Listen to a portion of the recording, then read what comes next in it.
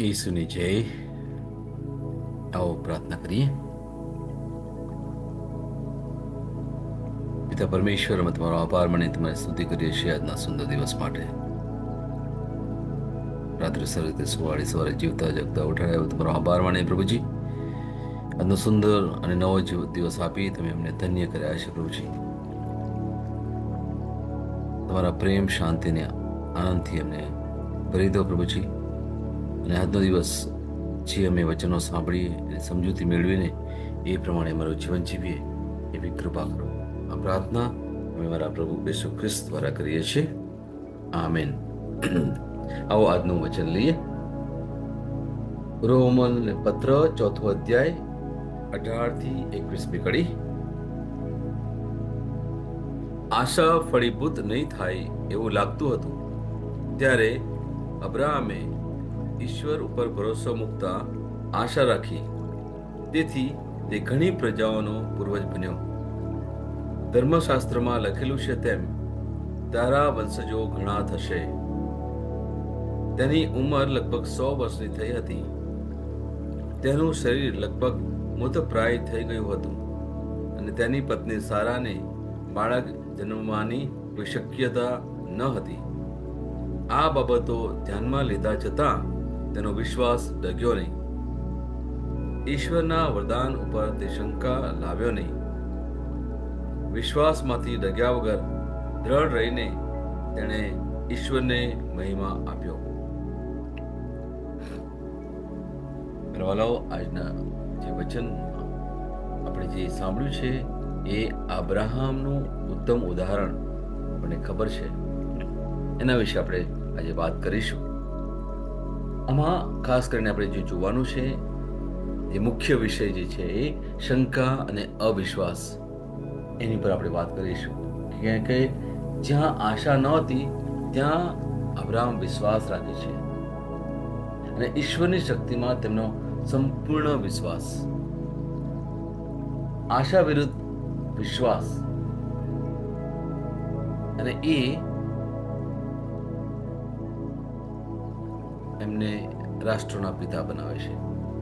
જ્યાં આશા જ નહોતી, શક્યતા જ નહોતી લાગતી, ત્યાં અબ્રાહમ પૂરેપૂરો વિશ્વાસ ઈશ્વરમાં મૂકે છે. બીજું, શારીરિક મર્યાદાઓથી પણ આગળ એ જુએ છે. એનું લગભગ 100 વર્ષની ઉંમર, સારાની પણ 90 ઉપરની ઉંમર.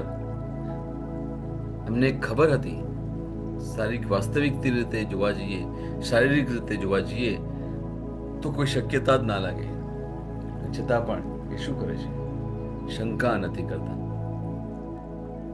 ત્રીજું, પ્રભુને મહિમા આપે છે. એવી પરિસ્થિતિમાં પણ પ્રભુએ જે વચન આપ્યું છે એમાં શું કરે છે? એની પર વિશ્વાસ રાખી એ પ્રભુને મહિમા આપે છે. અને મહિમા જ્યારે આપણે આપીએ છીએ ત્યારે આપણો વિશ્વાસ મજબૂત બને છે. શંકા પણ આવે અને છતાં પણ આપણે જ્યારે ઈશ્વરને મહિમા આપીએ છીએ ત્યારે આપણે શંકામાંથી આપણે એ માન્યતામાં જઈએ છીએ અને ઈશ્વરની સ્તુતિ આપણે કરીએ છીએ. ત્યારે જે નબળાઈ છે એ સબળાઈમાં પરિણમે છે. તમારા જીવનમાં જે પણ તમે ઈચ્છતા હશો, પેલો શૈતાન એક શંકા દ્વારા અને અવિશ્વાસ દ્વારા તમારામાં એ બીજ મૂકવા પર પ્રયત્ન કરે છે. તમે મક્કમ છો, તમે વિશ્વાસ રાખો છો, તમે શંકા પણ કરવા નથી માંગતા, છતાં પણ પરિસ્થિતિ એવી બતાવીને તમારા જીવનમાં એ તમને નબળા બનાવવા માટે પ્રયત્ન કરે છે. આ શૈતાનનું સતત કાર્ય છે દરેક લોકોના જીવનમાં. અને ખાસ કરીને જે લોકો પ્રભુમાં વધારે વિશ્વાસ કરવા માંગે છે, જે પ્રભુના લોકો છે, જે પ્રભુની સાથે જોડાઈને રહેવા માટે પ્રયત્ન કરે છે, એમના જીવનમાં એ વધારે જોશથી કામ કરવા પ્રયત્ન કરે છે. અને જ્યારે આપણી પાસે અબ્રાહમનું એક ઉદાહરણ છે અને સાથે સાથે બીજા ઘણા બધા ઉદાહરણ છે, ત્યારે આપણે એ ઉદાહરણને લઈને આપણે જીવનમાં આપણે ચાલવાનું છે. આપણા જીવનમાં ઘણા એવા સુંદર સુંદર કાર્યો પણ થયા છે, જ્યાં ઘણી વાર કદાચ આપણને લાગતું હોય કે આ તો શક્ય જ નહોતું, અને છતાં પણ પ્રભુએ જો તમારા જીવનમાં કાર્ય કર્યું હોય તો એ બાબતોને લઈને, એ બાબતો પર તમે એ સમયે વિશ્વાસ મૂક્યો હતો, અથવા તમારા વિશ્વાસના લીધે નહીં પણ પ્રભુના વિશ્વાસને લીધે તમારા જીવનમાં એ કાર્ય થયું હોય, તો એને આજે તમે તમારી આગળ રાખજો. અને પછી હવે પછીનો જે સમય છે એને પ્રભુના વિશ્વાસમાં આગળ વધતો, તો તમે જોશો કે તમારા જીવનમાં પ્રભુ ઉત્તમ કાર્ય કરનાર છે. ભલો આપણે કરવાનું છે શું? આપણે ફક્ત પ્રભુના નામનો મહિમા કરવાનો છે, એમની સ્તુતિ કરવાની છે, ભલે ગમે તેવી પરિસ્થિતિ હોય. જ્યારે આપણે એમની સ્તુતિ કરીએ છીએ, એમની આરાધના કરીએ છીએ, ત્યારે આપણો વિશ્વાસ મજબૂત બને છે. મારા વાલાઓ, એ બાબતને આપણે ખાસ ધ્યાનમાં રાખીએ. અને ચોથી જે બાબત છે એ સંપૂર્ણ ખાતરી. ઈશ્વર પાસે પોતાનું વચન પૂર્ણ કરવાની શક્તિ છે. અને જ્યારે મને ખબર પડે છે કે હું યુદ્ધમાં છું, જ્યાં પ્રભુની વાણી જાણવા છતાં શંકા અને અવિશ્વાસ આવે છે, ત્યારે આ વચન પર મનન ચિંતન કરવાની બહુ જરૂર છે. વાલાઓ, આવો આપણે બીજું એક વચન લઈએ.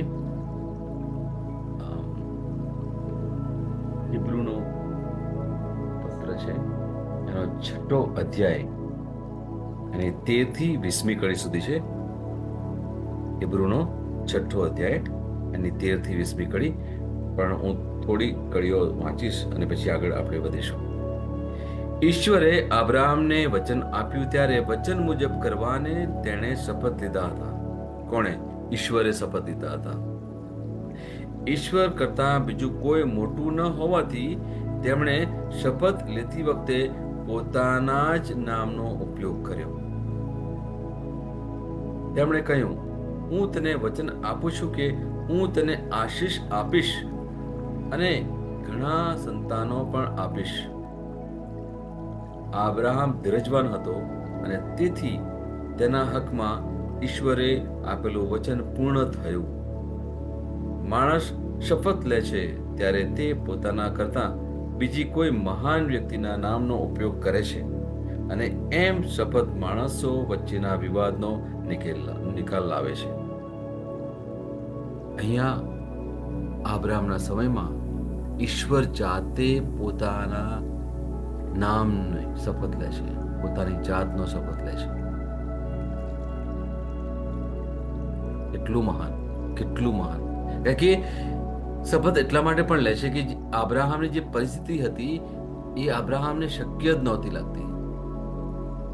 જો તમે ઉત્પત્તિના ગ્રંથ વાંચો તો અબ્રાહમ પોતે કહે છે કે પ્રભુ શક્ય જ નથી, શું તમે વાત કરો છો? હું તો કેટલો ઘરડો થઈ ગયો છું, મારી પત્ની કેટલી ઘરડી છે, કોઈ શક્ય જ નથી, હું તો બહુ નબળો થઈ ગયો છું, હવે તો મારો જે મારો વંશજ છે એ મારા નોકર દ્વારા થશે. અને આવી આવી જ્યારે વાતો કરે છે ત્યારે ખરેખર ઈશ્વરને પણ થોડું ઊણું લાગે છે. અને ત્યારે એ પોતાની જાતના શપથ લે છે. અને જ્યારે એ પ્રમાણે કરે છે ત્યારે એક બાબત અહીંયા આપણે જો વાંચીએ તો 15મી કડી કહે છે કે અબ્રાહમ ધીરજવાન હતો અને તેથી તેના હકમાં ઈશ્વરે આપેલું વચન પૂર્ણ થયું. મારા વાલાઓ, અહીંયા જે સમજવાની વાત એ છે કે અબ્રાહમની સાથે કંઈ પણ હતું, જે પણ વાસ્તવિકતા હતી, જે પણ પરિસ્થિતિ હતી, એણે એ તરફ ના જોયું, પણ એનામાં જે એક ગુણ હતો જે આત્મા દ્વારા એને મળેલો, એ છે ધીરજ થવાનો ગુણ. કશો વાંધો નહીં, ઈશ્વરે કહ્યું છે તો એ થશે જ. અત્યારની પરિસ્થિતિમાં મારે થોડા સમય સુધી આગળ વધવાનું છે, કશો વાંધો નહીં, હું કરીશ.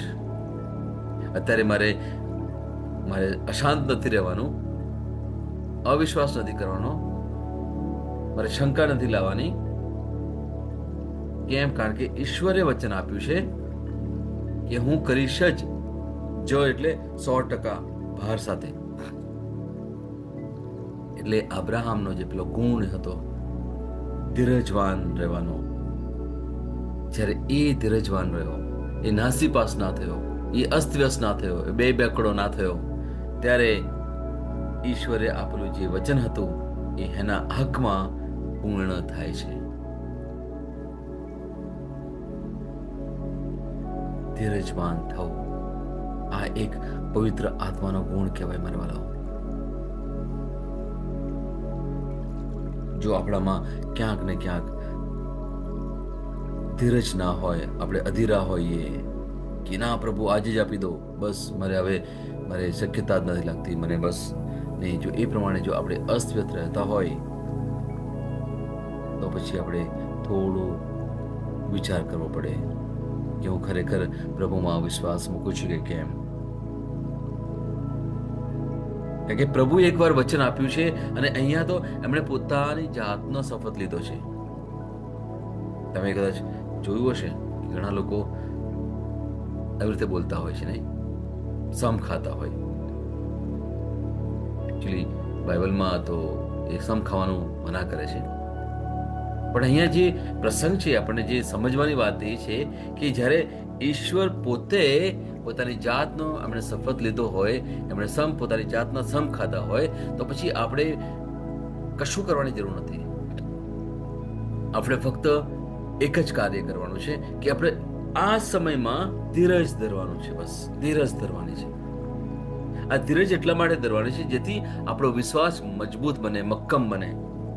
આ સમયમાં આપણે સ્તુતિ આરાધના કરવાની છે, પ્રભુનો જય જયકાર જ કરવાનો છે, જેથી આપણે આપણા મનમાં જો થોડી પણ શંકા હોય એ નીકળી જાય, થોડો પણ અવિશ્વાસ હોય એ નીકળી જાય.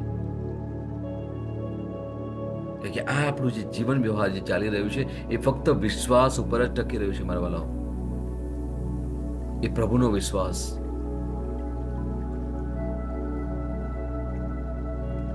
અને આ રીતે આપણે જ્યારે જીવન જીવીએ છીએ ત્યારે પેલો શૈતાન એ ગભરાઈ જાય છે અને આપણું જે કામ છે એ આ જ આપણું છે. આખી દુનિયામાં જો શરૂઆતથી આપણે જે જીવન શરૂ થયું છે ત્યારથી અત્યાર સુધીની આગળનો સમય પણ ક્યારે એ આવશે કે આપણે પેલા શૈતાનની સાથે પેલી લડાઈ લડતા રહીએ છીએ.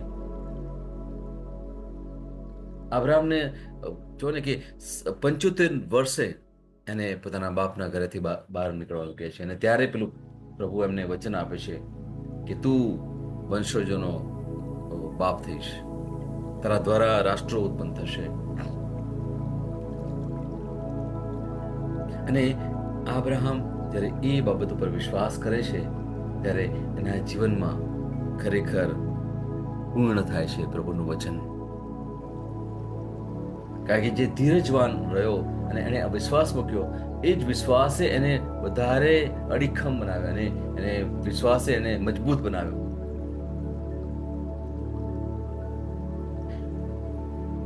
આ જ બાબત આજે પણ પ્રભુ આપણી પાસેથી ઈચ્છે છે. જે વર્ષો પહેલા એક વ્યક્તિ પાસેથી પ્રભુએ ઈચ્છ્યું એ જ બાબત આજે પણ પ્રભુ આપણી પાસેથી ઈચ્છે છે, જેથી પ્રભુ એમનું જે વચન છે એ આપણા જીવનમાં પૂરું કરી શકે. તમારા મનમાં જે પણ ઈચ્છાઓ હશે,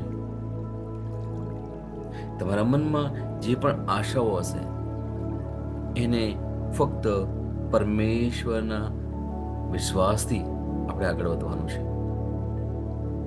ત્યાં પણ બીજી કોઈ પણ નબળાઈ ના આવે, કોઈ પણ નબળાઈ ના આવે મારા વાલા. કારણ કે અહીંયા એક બાબત આપણે જે સમજવાની એ છે કે આજ્ઞા ભંગની સ્થિતિમાં પ્રભુ આપણને હાર ન માનવાનું કહે છે. આજ્ઞાબંધ એટલે શું? એવું નહીં કે 10 આજ્ઞાઓનું ઉલ્લંઘન કરવું, પરંતુ પ્રભુના અવાજની અથવા પ્રભુ આપણી સાથે વ્યક્તિગત રીતે જે પણ વાત કરી રહ્યા છે એને અવગણવી. મને ખાતરી છે કે પ્રભુ તમારી સાથે પણ વાત કરે છે. પ્રભુ તમને પણ એક આશા આપી રહ્યા છે. પ્રભુ શું ઈચ્છે છે? પ્રભુ ઈચ્છે છે કે મારા દીકરા, મારી દીકરી, ફક્ત તું વિશ્વાસ કર. ભલે તને જે લાગતું હોય, અત્યાર સુધીમાં જે કંઈ થઈ ગયું, અત્યાર સુધી કદાચ તને લાગતું હોય કે પ્રભુ હજુ સુધી મને જવાબ નથી મળ્યો. પ્રભુ કહે છે ભલે, કે આ પરિસ્થિતિ દ્વારા હું તને મજબૂત બનાવવા માંગુ છું. બસ પ્રભુનું આ કાર્ય છે. આ પરિસ્થિતિ જે પણ છે એમાં તું ફક્ત મજબૂત રહે, બસ તું વિશ્વાસ કરવાની ઉપર. સમય લાગશે, થોડો સમય લાગશે, પણ હવે પછીનો સમય જ્યારે તું મજબૂત છે મારા વિશ્વાસમાં, તું શંકા નથી કરતો, તું અવિશ્વાસ નથી કરતો, ત્યારે તારા જીવનમાં એ પૂર્ણ થવાનું છે. એ ચોક્કસ છે, એ 100% છે.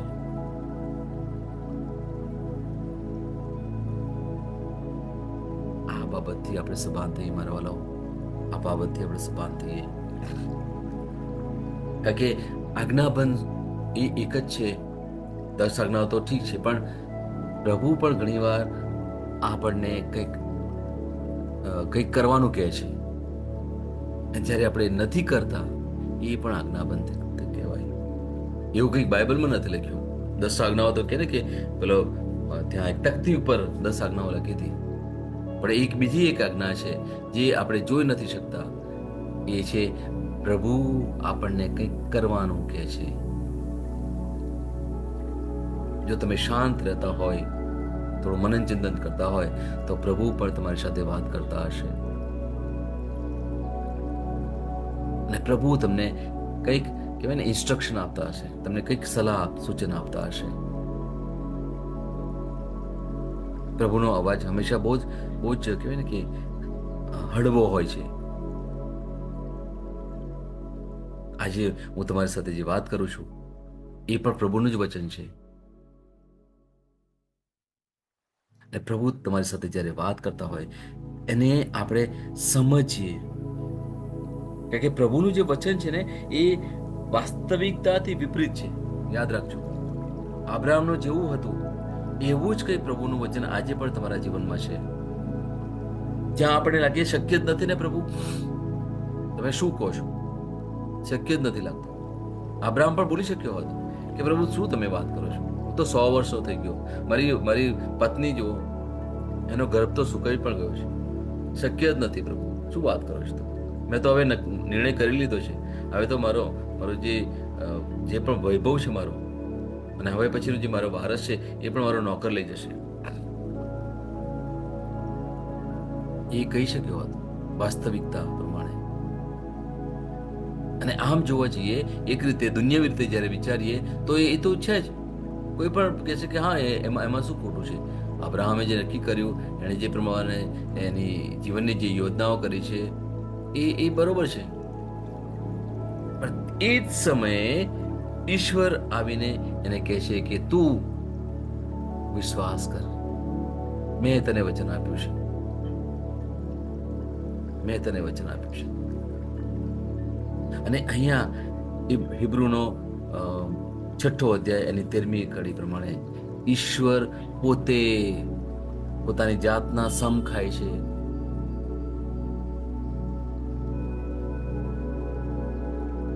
જાતના સમ ખાવા એટલે બહુ મોટું છે બાબા, બહુ જ મોટું છે. આજે તમારા જીવનમાં પણ જે પણ પરિસ્થિતિ હોય છતાં પણ પ્રભુ પોતાની જાતનો સમ ખાઈને તમને કહેશે મારા દીકરા, મારી દીકરી, તું ચિંતા ના કરીશ, તું શંકા ના કરીશ, હું તારા જીવનમાં એ ચોક્કસ આપીશ અને આપીશ જ. જો વચન આ પ્રમાણે કહેતું હોય તો પછી આપણે કઈ વચનથી મોટા નથી, આપણે માનવું જ પડે, માનવું જ રહ્યું. મનવાલા અબ્રાહમ અડીખમ ઉભો રહ્યો, એ સતત પ્રભુનો જય જયકાર ને પ્રભુને મહિમા આપતો રહ્યો. બાઇબલ કહે છે એનું એવું કરવું તેને વિશ્વાસમાં દૃઢ બનાવતો રહ્યો. અને અંગ્રેજીમાં he grew in faith, એ વિશ્વાસમાં વધતો રહ્યો. આ બાઇબલ કહે છે. જ્યારે પ્રભુ તમને કંઈક કરવાનું કહે છે ત્યારે તેની સાથે શ્રદ્ધા દ્વારા વિશ્વાસ કરવાનો પણ પ્રભુ તરફથી આવે છે. એમાં એવું નથી કે પ્રભુ કંઈક કહે છે અને પછી એની સાથે તમને શક્તિ પણ ના આપે, તમને વિશ્વાસ કરવાની તાકાત પણ ના આપે. ના, એવું નથી ના. એ બંને સાથે આપે. જ્યારે તમને કહે છે કે બેટા તું વિશ્વાસ કરે, ત્યારે એ શક્તિ પણ આપે છે વિશ્વાસ કરવાની. પ્રભુ આ રીતે એક સાથે બે કામ કરે છે, યાદ રાખજો મારા વાલા. પ્રભુનું આ સુંદર કાર્ય છે. આ સમજવાની વાત છે વાલા. એ ફક્ત આપણને વિશ્વાસ કરવાનું કહીને એ છોડી નથી દેતા. એ પવિત્ર આત્મા દ્વારા એ આપણને વિશ્વાસ આપે છે મારા વાલા. આ ખરેખર બહુ જ મોટી ભેટ કહેવાય. એટલા જ માટે હું તમને વારે વારે કહું છું કે એ વિશ્વાસ કરવો એ પણ આપણા હાથની વાત નથી. આપણે તો બહુ જ નબળા કહેવાઈએ. અબ્રાહમને જીવનમાં પણ એનામાં કોઈ તાકાત નથી કે વિશ્વાસ કરી શકે. પણ પ્રભુએ જ્યારે વચન આપ્યું કે 100% હું તારા જીવનમાં કરીશ, અને જો કરીશ જ. એ જ શું છે? એ કહેવાય ને કે એક મોહર મારે છે. દસ્તાવેજ ઉપર પેલી મોહર મારવી એટલે શું છે કે એ હવે થઈ ગયું, પતી ગયું. 100% તમારું જ. જેની સહી છે અને એની પર મોહર મારી દઈએ એટલે એ દસ્તાવેજ તમારું. જે કંઈ તમારી પ્રોપર્ટી હોય ને એ તમારી થઈ ગઈ કહેવાય. અહીંયા પ્રભુ આવું કંઈક કરે છે અબ્રાહમના જીવનમાં, અને સાથે સાથે એને શક્તિ પણ આપે છે વિશ્વાસ કરવાની. અને અબ્રાહમ શું કરે છે? એ ફક્ત આશા જ રાખે છે. આજે નહીં તો કાલે એક દિવસ તો થશે જ. અને આપણે જો એ એ જો ઉત્પત્તિનો ગ્રંથ તમે વાંચો તો તમને ખબર પડશે કે ઈશ્વર એને શું શું કેવી કેવી બાબતોથી એને વિશ્વાસ અપાવે છે. એને કીધું તું હવે તારા તંબુમાંથી બહાર નીકળ. રાત્રે સમય કહે છે, તંબુમાંથી બહાર નીકળ અને જો આકાશમાં જો, આકાશના તારાઓ ગણતો, એટલા તારાઓ વંશજો થશે.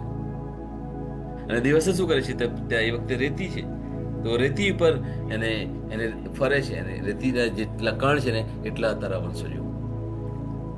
આ ઈશ્વર અબ્રાહમ સાથે વાત કરે છે હવે આવા પ્રકારે. અને પછી અબ્રાહમ શું કરે છે? એ ફક્ત એ જ કર્યા કરે છે. રાત્રે આકાશના તારાઓ જુએ છે અને દિવસે રેતીના કણ જુએ છે. અને ધીરે ધીરે એનો જે વિશ્વાસ એટલો મજબૂત થાય છે, એટલો મોટો થાય છે કે પછી એક સમયે જે તારાઓ જુએ છે એમાં પણ એ એના બાળકોના ચહેરા પણ જુએ છે. દિવસે જ્યારે રેતી જુએ છે એમાં પણ એ એના બાળકોના ચહેરા જુએ છે. આ વિશ્વાસની મજબૂતાઈ કહેવાય. જે શક્ય નથી લાગતું એને હવે એ દ્રશ્યની રીતે જુએ છે, એ સ્વપ્નની રીતે જુએ છે. અને હવે એ ચોક્કસ માને છે. ભલે અત્યારે ના દેખાતું હોય, પણ જે નથી દેખાતું એ હવે જુએ છે. એને વાસ્તવિક માને છે. જે અદ્રશ્ય છે એને વાસ્તવિક માને છે. એટલે આ જે પરિસ્થિતિ છે અત્યારની એ નથી જોતો, પણ હવે પછી જે થવાનું છે, હવે પછીનો જે સંપૂર્ણ આનંદ એને મળવાનો છે, એ પ્રભુ ઈશ્વરનું વચન એ પૂરું થવાનું છે, એ હવે જુએ છે. એટલે હવે કોઈ કોઈ પણ રીતે એ અસ્તવ્યસ્ત નથી થતો, એ બે બાકડો નથી બનતો. વાલાઓ, આ આપણે જીવનમાં શીખવાનું છે. પ્રભુ આપણને આ વચનો દ્વારા આવું કંઈક શીખવાડવા માટે પ્રયત્ન કરે છે.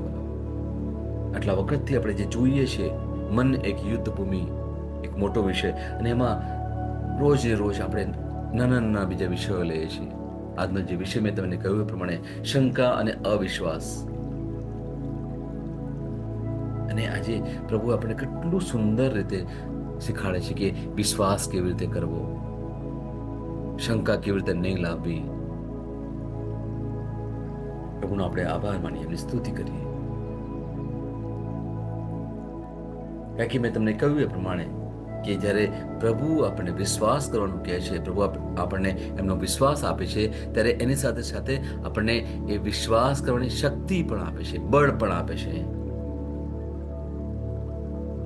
અને અહીંયા મારે તમને ખાસ ચેતવણી આપવી છે એ છે કે શૈતાનને ખબર છે કે વિશ્વાસ પૂર્ણ હૃદય એ ખતરનાક છે એના માટે. શૈતાનને ખબર છે કે વિશ્વાસપૂર્ણ હૃદય કોઈ પણ વ્યક્તિનું એટલું જો પૂરેપૂરો વિશ્વાસ કરતો હોય ત્યારે એનું જે આવા પ્રકારનું હૃદય છે એમાં શૈતાનને કે ને કે અસ્તવ્યસ્ત થઈ જાય છે. મેં હમણાં જે વાત કરી કે આબ્રાહમ મેં વિશ્વાસ કર્યો, એણે શંકા ખંખેરી નાખી, અવિશ્વાસ કાઢી નાખ્યો અને પ્રભુએ જે વચન આપ્યું એમણે પોતાના શપથ લીધા, ત્યારે એ અબ્રાહમ વિશ્વાસ કરે છે. ત્યારે પેલો શૈતાન શું કરે છે? એ પ્રયત્ન કરે છે એને શંકા લાવવા માટે. એનું કામ જ શરૂઆતથી આ છે. એટલે મારે તમને એક આગળ એક જે વાસ્તવિકતા જે થયું એના વિશે પણ વાત કરવી છે કે એ પેલી સારા એની પાસે આવે છે કે શક્ય જ નથી લાગતું, પ્રભુએ તો કદાચ કહ્યું હશે, અને પછી એ એની જે બીજી નોકરાણી છે એની સાથે સંબંધ રાખવાનું કહે છે અને એના દ્વારા એને પુત્ર થાય છે. આ જે થયું એ શૈતાન કામ કરી ગયો એના જીવનમાં.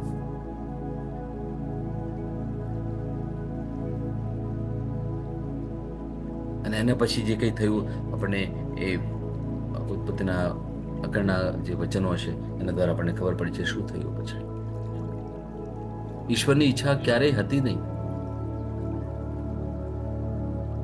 કે બીજી કોઈ વ્યક્તિ દ્વારા એને સંતાન થાય.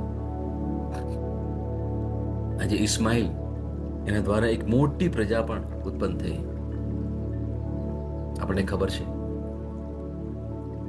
એ લોકો પણ અબ્રાહમને માને છે પોતાના પિતા તરીકે. આપણે પણ અબ્રાહમને એમના પિતા તરીકે માનીએ છીએ, પણ એમની જે માન્યતાઓ છે બહુ જ અલગ પ્રકારની છે. એમનું જે માનસ છે એ બહુ અલગ પ્રકારનું છે.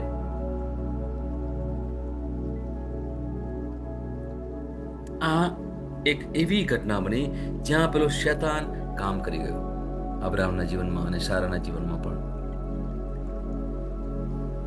પણ આ જે ઈશ્વરે જે વચન આપ્યું હતું અબ્રાહમને કે હું તારા દ્વારા એટલે તારી પત્ની અને તું, તારા દ્વારા હું વંશ આપીશ તને, એ તો પૂરું કર્યું છે.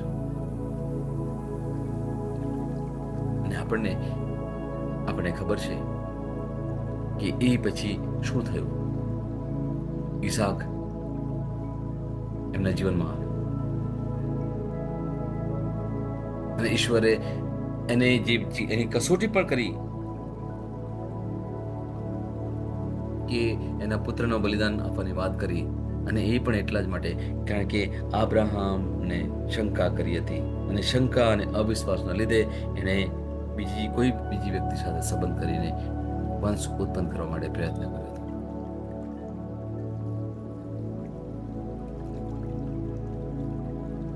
ભલો આ બાબત જ્યારે હું તમારી સાથે વાત કરું છું ત્યારે ક્યાંક ને ક્યાંક આપણા જીવનમાં પણ કંઈક આવું થતું હશે. ઈશ્વરે વચન આપ્યું છે કે હું તારા જીવનમાં પૂર્ણ કરીશ, ને છતાં પણ આપણે દુનિયાવી રીતે આપણા મનની રીતે તર્ક વિતર્ક કરીને આપણી રીતે જીવન જીવતા હોય, અને ત્યારે શું થતું હોય કે આપણે ઈશ્વરની ઈચ્છાને પૂર્ણ નથી કરતા. ત્યારે જીવનમાં દુઃખ આવતા હોય, મુશ્કેલીઓ આવતી હોય, હાડમારીઓ આવતી હોય, ત્યારે પછી આપણે પરમેશ્વરને પ્રશ્ન ના કરી શકીએ. મારવાલો, જ્યારે આપણી પોતાની ફરજ જે છે એ પૂર્ણ ના કરી હોય, જે ઈશ્વરે આપણને કહ્યું છે એ કરવાનું, ત્યારે પછી કુટુંબમાં તકલીફ આવે, મુશ્કેલી આવે, ત્યારે પરમેશ્વરને આપણે પ્રશ્ન ના કરી શકીએ. આપણે એટલું જ કરી શકીએ, આપણે પરમેશ્વર આગળ આવીને માફી માંગી શકીએ કે પ્રભુ મને માફ કરો, મારાથી ભૂલ થઈ ગઈ. મને ખબર હતી કે મારે આવું નહોતું કરવું જોઈતું, છતાં પણ મારાથી એવું થઈ ગયું. બસ પરમેશ્વરની આગળ આપણે માફી માંગી શકીએ. અને પ્રભુ આપણો એટલો ઉત્તમ છે કે આપણે પાપ કરીએ એ પહેલા એમના પુત્રના બલિદાન દ્વારા આપણને માફી મળી ગઈ છે. એથી ઉત્તમ આપણે શું વિચારી શકીએ. આપણે પ્રભુ આગળ જઈએ કે પ્રભુ મને માફ કરો, એ પહેલા જ કહે છે કે બેટા મેં તો તને શરૂઆતથી માફ કરી દીધો છે. આ છે આપણા પવિત્ર અતિ ઉત્તમ પરમેશ્વર. એમનો આપણે ફક્ત જય જયકાર કરવો જ રહ્યો મારા વાલાઓ.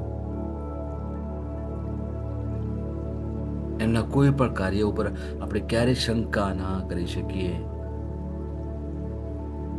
એમણે જે આપણે વિશ્વાસ આપ્યો છે એ વિશ્વાસથી આપણે અલગ ના રહી શકીએ.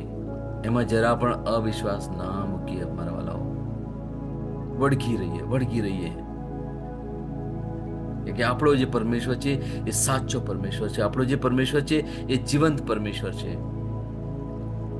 આપણે કોઈ પૂતળા કે ફોટા કે એવી કોઈ બાબતમાં નથી માનતા. આપણા જે પરમેશ્વર છે એ સાચા પરમેશ્વર છે, સર્વશક્તિમાન પરમેશ્વર છે, સૃષ્ટિના સર્જનહાર છે. એ આપણી સાથે ને પાસે છે. એ આપણા પરમેશ્વર મારા વાલાઓ.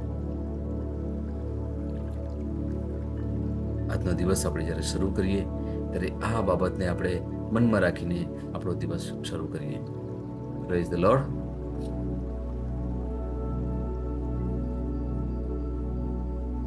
તમે એ રીતે બોલો કે અર્થપૂર્ણ રહે. 28મો દિવસ, વિશ્વાસ ઘોષણા. હું જાહેર કરું છું કે પ્રભુ મારા જીવનમાં અલૌકિક વસ્તુઓ કરે છે. હું હિંમતભેર પ્રાર્થના કરું છું અને મોટી અપેક્ષા રાખું છું અને વિશ્વાસ કરું છું. પ્રભુ જે મારા હૃદયમાં ઊંડા છે તે છુપાયેલા સપનાને સાકાર કરે છે. જો અમુક વચનો પૂરા થશે તેવું લાગતું નથી તો પણ હું નિરાશ થઈશ નહીં અને હાર માનીશ નહીં. હું હિંમતથી પ્રાર્થના કરું છું કે પ્રભુ હંમેશા મને મજબૂત બનાવે છે. હું આત્મવિશ્વાસ સાથે કૃપાના સિંહાસનનો સંપર્ક કરું છું. પ્રભુ માટે કંઈ પણ અશક્ય નથી અને મારા માટે બધું જ શક્ય છે, કારણ કે પ્રભુ ઈસુમાં વિશ્વાસ કરું છું. આ મારી ઘોષણા છે. દૈવી સ્વાસ્થ્ય કબૂલાત. મારી પાસે એવું જીવન છે જે માંદગી, અશક્તતા કે વેદનાથી દૂષિત થઈ શકતું નથી. મારો નાશ થઈ શકતો નથી. હું પ્રભુની દૈવી પ્રકૃતિનો સહભાગી છું. તેથી કોઈ પણ શક્તિ મને નુકસાન પહોંચાડવાની નથી, કારણ તે મારી સામેના વિરોધીના દરેક શસ્ત્રને નિષ્ફળ કરાવવા માટે રચાયેલ છે. હાલેલુયા. હું જે પણ ઈશ્વરના નામ પર બોલું તે થશે જ. હું મજબૂત છું, હું તંદુરસ્ત છું, હું ધન્ય છું, હું સમૃદ્ધ છું, હું શક્તિશાળી છું, હું અભિષિક્ત છું, હું મુક્ત છું, હું પ્રભુનો વિશ્વાસી છું, હું પ્રભુ અને મનુષ્ય દ્વારા પ્રિય છું. હું જે જોઉં છું તે નથી બોલતો, પણ જે જોવા માંગુ છું તે બોલું છું. હું એક અવિભાજ્ય બીજ છું. હું મારા પ્રભુના ઘરમાં સારી જમીન પર રોપાયો છું. હું મારા ઈશ્વરની વાડીમાં નારિયેળના ઝાડની જેમ ફૂલું ફાલું છું. હું ખરા સમયમાં મબલક પાક આપું છું. હું પ્રભુમાં તાજા લીલા વૃક્ષો જેવો છું. હું વૃદ્ધાવસ્થામાં પણ ફળદાયક રહીશ. મારા પાન કદી નહીં કરમાય. હું જે પણ પ્રભુ ઈસુના નામમાં કામ કરીશ તેમાં સફળ થઈશ. ઈસુના નામમાં વસ્તુઓ હંમેશા મારા માટે કામ કરી રહી છે. હું ખ્રિસ્ત ઈસુમાં દરેક આત્મિક આશીર્વાદ મેળવનાર છું. મારા મનને ખ્રિસ્તના મન જેવું સંપૂર્ણ થવાનું કહું છું અને તેને નિર્દેશ આપું છું કે તે પ્રભુના વચનો દ્વારા ચાલે. હું મારા રજ્જુ અને ચિત્તાને જીવનની વાત કરું છું. હું મારા સ્નાયુઓ અને અસ્થિબંધન માટે તાકાત બોલું છું. હું મારા હૃદય સાથે જીવન શક્તિની વાત કરું છું. હું સામાન્ય શ્વાસની પ્રક્રિયા જાળવવા માટે મારા ફેફસા અને પેશીઓ સાથે વાત કરું છું. હું મારી કિડની, યકૃત અને સ્વાદુપિંડને સંપૂર્ણ સ્વાસ્થ્ય અર્પું છું. મારા લોહીના દરેક કોષમાં જીવન છે.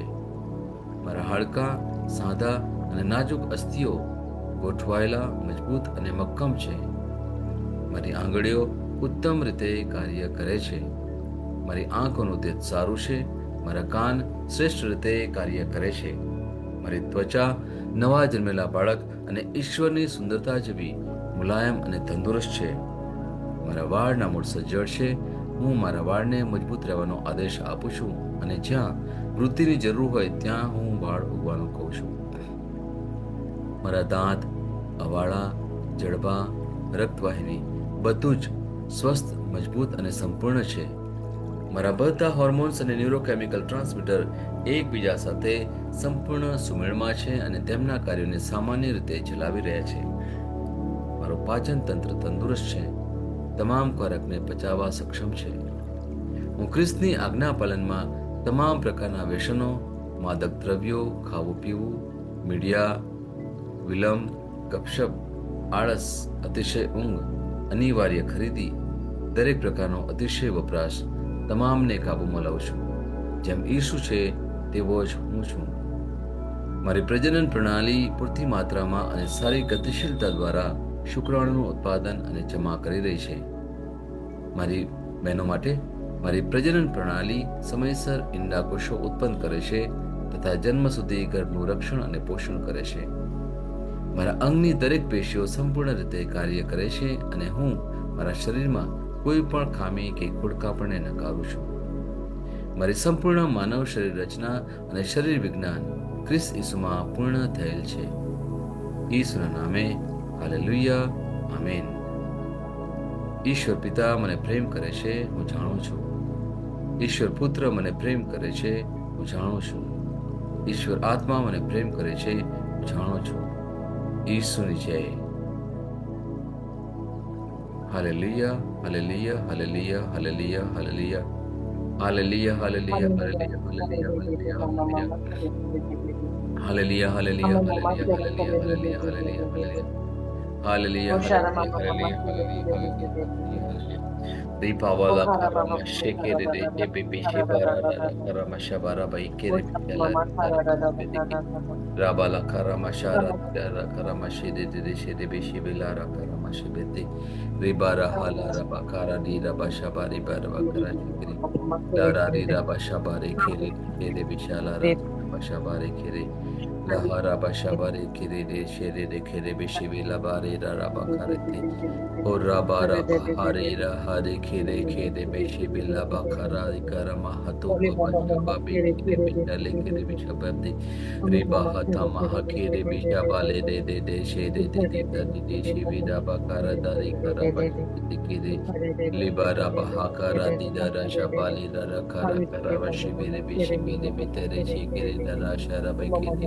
Alalia rabakara mahakiri bishabara bakala dida dadi biba papa tekari libara hakara haji de shede beshebe de bishabara kara kara mashibe de beshebe de bashabara bakara beshebe de bishabara bade araba hakere be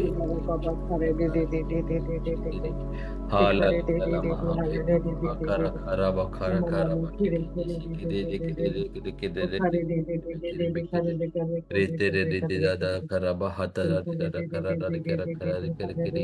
Ora baba karaba kelle kare bashabari bitere teheri kere bishabara bakara kara kara mashibere kere Ola liya bara bakere bishebere bishebere bara bakara kara kara mashabara bakara kara mashibere bishebere bishabare bibita kara kara mashibere tere Ola liya rabakara makara kara kama kara kere bishebara bakere bishebere bala kara kere Hallelujah, hallelujah, hallelujah. Thank you. Praise, praise.